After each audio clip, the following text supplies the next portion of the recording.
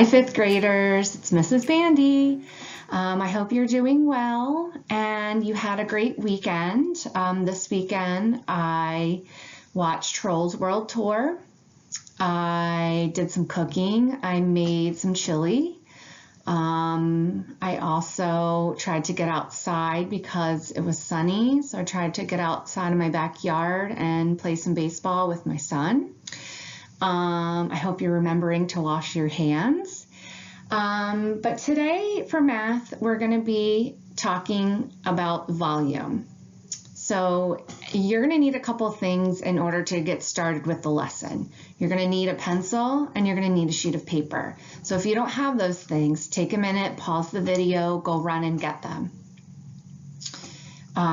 So like I said, we're going to be talking about volume today. And when I say volume, I do not mean the noise that comes out of your speakers when you're listening to your music.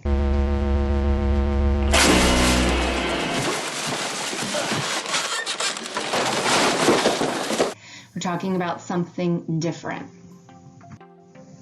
Take a minute and think about what all of these shapes have in common that I have on this page. I want you to pause the video in just a minute, and I want you to write on your sheet of paper everything that these shapes have in common. I want you to dump your brain onto the sheet of paper. Now, if you said that, you could have said a lot of things about these shapes. But if you said that they're all three-dimensional shapes or they're 3D shapes, you would be correct. That's what I was looking for today when we're talking about volume.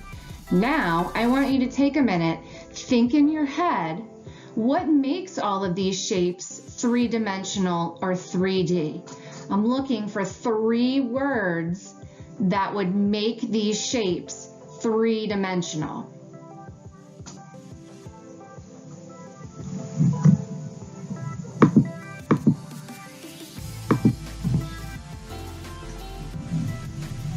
Okay, so what am I looking for? Yell them out to the computer.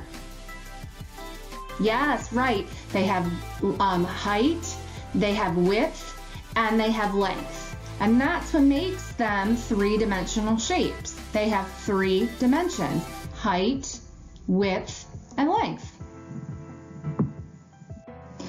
Let's take a look at this rectangular prism that I have on the screen. I want you in just a minute to yell out everything that comes to your mind about how we could find the volume of this shape. What? I can't hear you. You're going to have to yell a little bit louder. Yes, right. So yeah, we're going to multiply the length, the width, and the height of the shape in order to find the volume.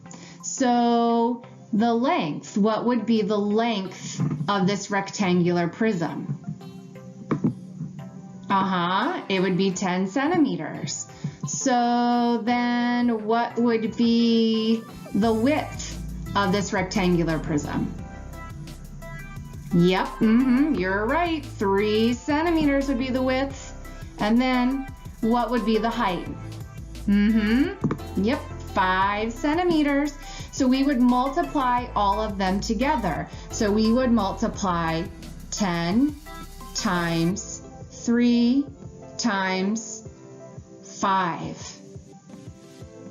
So go ahead on your separate sheet of paper, pause the video, multiply them together, and then when you're finished, come back, press play, and we'll match up our answers.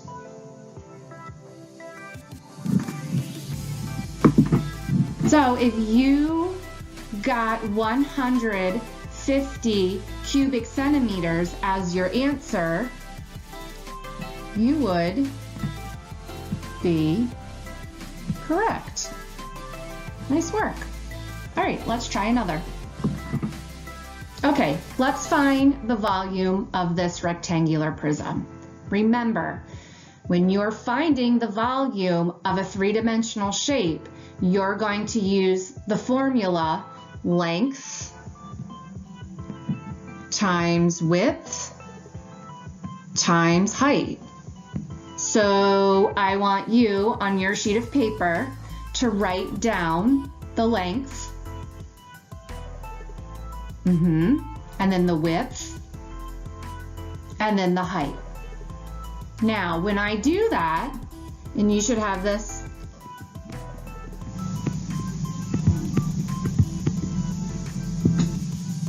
that's what you should have. Now, how am I going to multiply that?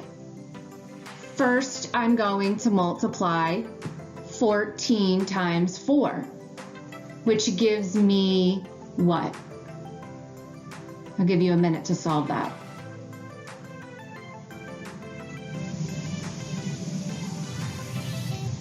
Right, 56.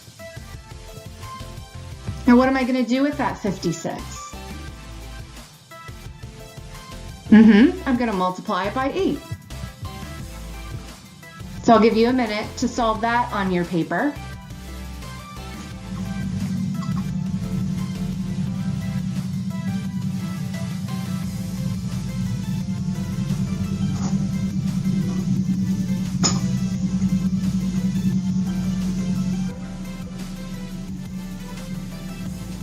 Okay, what did you get? I got 448. Is that what you guys got? I can hear my class screaming right now, Mrs. Bandy, you're missing something. What am I missing? My label, right. So it would be feet, cubic feet, right. Okay, so here's what I want you to do. I want you to go ahead. I think we're ready to move on to the practice. So you're going to want to pause this video. You can reference it anytime you want.